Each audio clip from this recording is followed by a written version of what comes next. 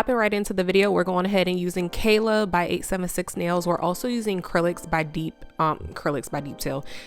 Till by the acrylic company Acrylics, and you can find both of those on Instagram or up here.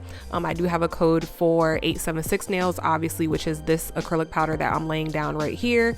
It is N2H. You can use the code N2H for a percentage off. And yeah, this first nail, I'm actually going to be showing you guys the application, and I'm going to be doing an ombre nail. I decided to keep this footage in here because this video is not about application or ombre or anything like that. I'm just strictly showing you all this one nail. The other nails are done off camera and they were in another video, so if you do want to check out the application of all of these nails, I will link that video up here for you all. That video was actually a how to build an apex video, so if you want to go check that out, then go ahead and click on that video and then you can come back to this one. So I've gotten into the habit of recording literally everything that I'm doing to my nails lately and kind of splitting it up just so I can create more content for you all and give you all a little more in-depth explanation, because I feel like sometimes when you have a video that has so much in it, people get a little overwhelmed and they just feel like they have to do every single thing at one time, especially if you are in the beginner phase. So I didn't want to overwhelm anybody, so I did split a lot of this set up. I split it up as far as application and how to build an apex. Right here, you're kind of getting a gist of how I do my ombre, but I will be having an ombre tutorial video coming up next. That should be my next video that I upload after this one. But I did go ahead and decorate these nails and I decided to make that into a video. So I'm gonna just kind of walk you through of my not so much bling placement, but really how I think when I am placing bling down. That is what I wanted to go over, because I know a lot of people have kind of like brain farts when it comes to doing sets and like freestyle. So this was definitely a freestyle. I did not have any inspo for the colors,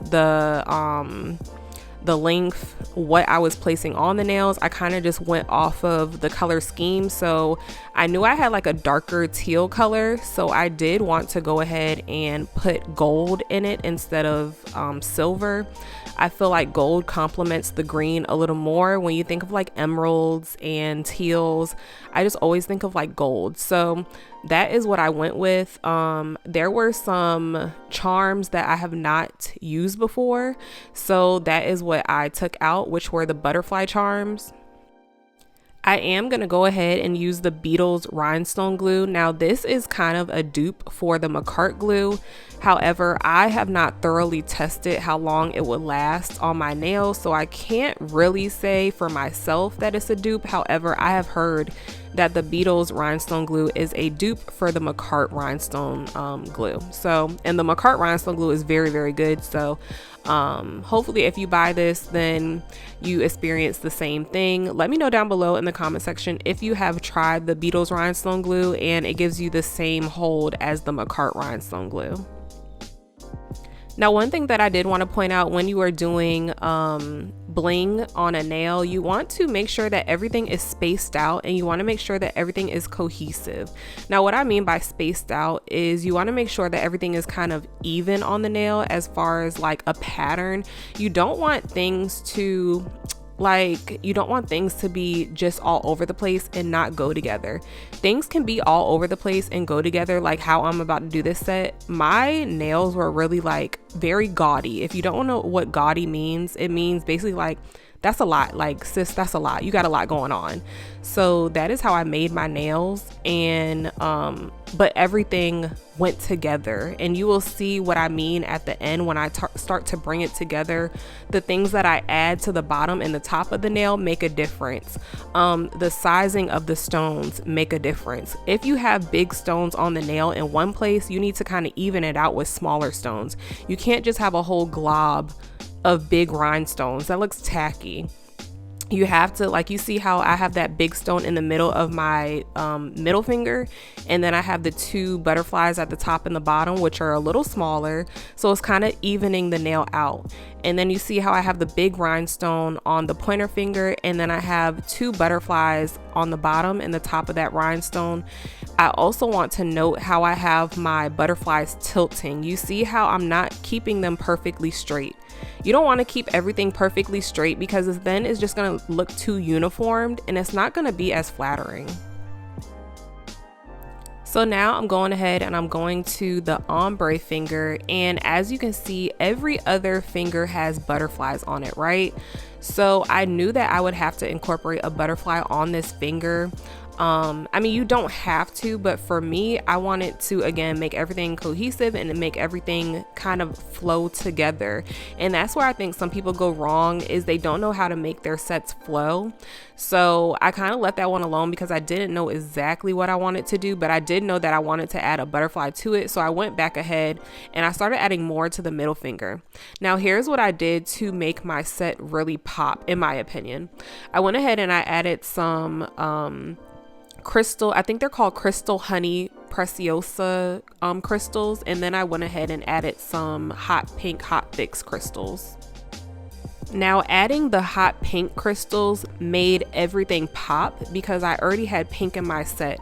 So that is what it was doing for the set. It was kind of bringing all the pink and all the colors together, and it's giving it a little more pop. It just made it stand out a lot, especially when you are taking videos and pictures. You want to make something in your photo pop, and I felt like those hot pink crystals really did that for me.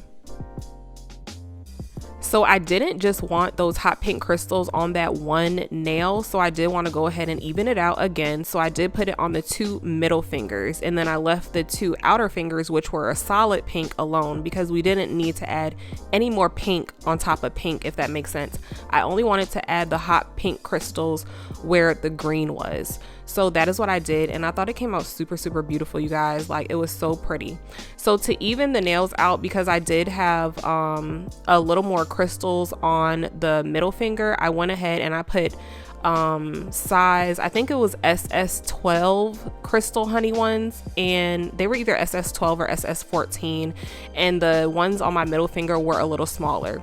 So at the bottom of this nail right here, I'm going to put another butterfly, but this is a solid butterfly, as you can see, that matches with the other butterflies that are at the bottom of the other nails. So then I was like, I can't leave the ring finger out because all the other nails have a butterfly, and to not put a butterfly on the last one would have looked a little weird. So I did go ahead and do that finishing touch, and I went ahead and put that solid butterfly on the ring finger, and that is what I feel like brought everything together. So again, just make sure that you are keeping everything kind of in a pattern. But even when you are doing a lot, even when you have a lot going on your nails, you can still make it look like it is put together, and that is how you do it. You just have to look at the color schemes.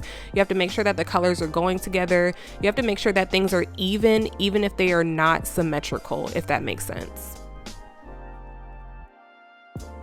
So y'all know the thumb never gets that much love, but I did want to give the thumb a lot of love this time. So I went ahead and kind of combined my pointer finger and my ring finger and put everything that I did on those 2 fingers on the thumb, if that makes sense. I was going to keep it just like this, and I thought that was super, super cute. However, I did go ahead and put some more rhinestones at the top. I wanted to add the hot pink hot fix, I think that's what they're called, stones on the thumb to match the, I think it was the ring finger, if I'm not mistaken, and my middle finger. So I kind of just wanted to add a little bit more pink stones on that finger. And one more thing I would like to add is when you are using this gel glue or glue gel, you want to make sure that you are doing thin, very, very thin layers of it, enough for the stones to stick, but you do want to make sure that you're using thin layers of it, because it can be, once the glue cures, it's going to make like this big ugly bubble, and you will see it once you do the top coat. And that was a mistake that I made on the thumb, and you might see it in the picture or the photo when I am top coating it, like right there. You're gonna see just how that bubble right there at the top, right where the brush is right now, right there, that bubble is going to be noticeable even when you top coat it. And so just make sure that when you're placing the glue down, that you are making sure that you wipe away the excess, or making sure that it is flat so that it does not do that. That's just something so ugly. It can really mess up a set. It can mess up photos. So just be mindful. That is a mistake that I made. And of course I want to keep it in here for you guys because I wanted to show you guys what not to do as well.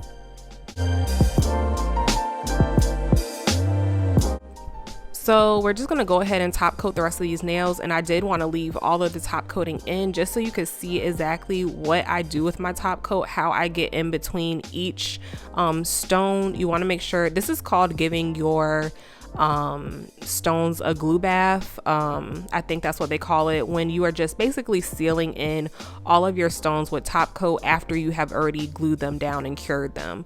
So you just want to make sure that you're getting in between each stone. Make sure that you are not going over any of your crystals with the top coat. If you want to go over your gold charms, you can, and that will make them or prevent them from turning or tarnishing. A lot of people do that. I don't particularly do that, just because obviously I pop my nails off, and so they don't get too much wear and tear or any tarnish going on because I don't have them in water.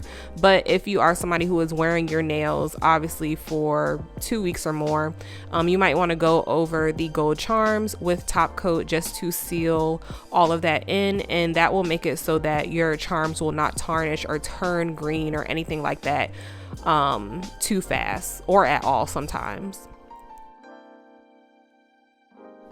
Oh, and if you are wondering where I got these pretty heart stones right here, and the other ones, the bigger ones that I used on my, I think it was my pointer and my thumb, I got those from Shein, you guys. They came in a case in a little box, and I love them. They are so shiny, so pretty, and I actually do plan on ordering more. I'm glad I'm doing this voiceover right now so I can go ahead and order some more while I'm thinking about it.